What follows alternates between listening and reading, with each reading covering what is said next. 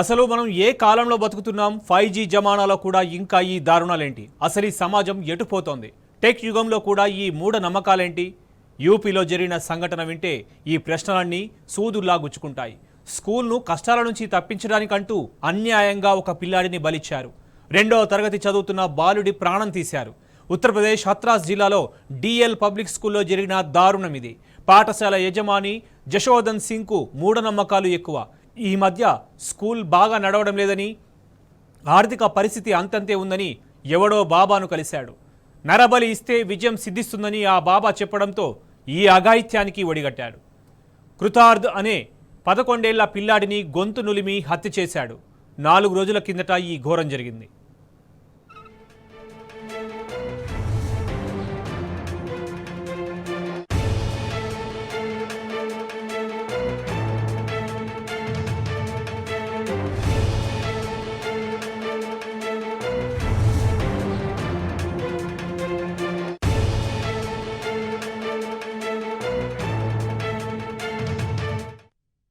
ఇక ఈ కేసులో పోలీసులు కీలక ఆధారాలు సేకరించారు. పాఠశాల వెనుక ఉన్న బావి దగ్గర నరబలికి సంబంధించిన ఆనవాలను గుర్తించారు. బలి ఇవ్వడానికి తీసుకెళ్తుంటే పిల్లాడు నిద్రలేచాడని, అందుకే గొంతు నులిమి చంపేశామని నిందితులు విచారణలో అంగీకరించారు.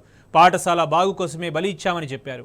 అటు ఈ నెల 6వ తేదీన కూడా ఒక విద్యార్థిని బలి ఇవ్వడానికి వీరు ప్రయత్నించినట్లు దర్యాప్తులో తేలింది.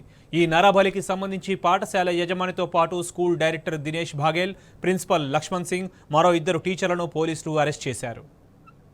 जो है मरवा दिया है और रात 10 बजे का ये कारनामा दिनेश बहन ने किया हुआ है और उसके साथ उसका स्कूल है, स्कूल में और भी सारे को स्टाफ है, 3-4 बच्चों ने मिलकर के उसे रात में मार दिया गया है। मैं और मेरे भाई को सुबह खबर दी गई है 5 बजे, जब मैं तत्काल में मैं पहुंच भी नहीं पाया हूँ और उसके बाद पहुंचने के बाद भी मैं आगे गाड़ी को लेकर भाग रहा है, गाड़ी नहीं रोकी हुई है और जब सुबह को मुझे मिला है तो उसे की हालत में मिला है और पुलिस वाले गाड़ी नहीं रोक रहे हैं, कोई सुनवाई नहीं की जा रही है मेरी किसी भी हालत में और उस मेरे बेटे की गर्दन में पूरे फांसी लगा करके मारा गया उसे। अब हमारे पास जो है सुबह 5 बजे कॉल आई उसके पापा के पास कि तुम्हारे लड़के को बुखार आया हुआ है, तो इसने ये बोला कि आप ऐसा करो या तो उसे यहीं पे ले आओ, मैं अपने गांव में दिखा दूंगा, मेरे गांव में डॉक्टर हैं। तो उसने कहा कि मैं वहाँ नहीं जाऊँगा, तो उसने ये बोला कि ऐसा है आप वहीं रुको, मैं 10 मिनट में आ रहा हूँ।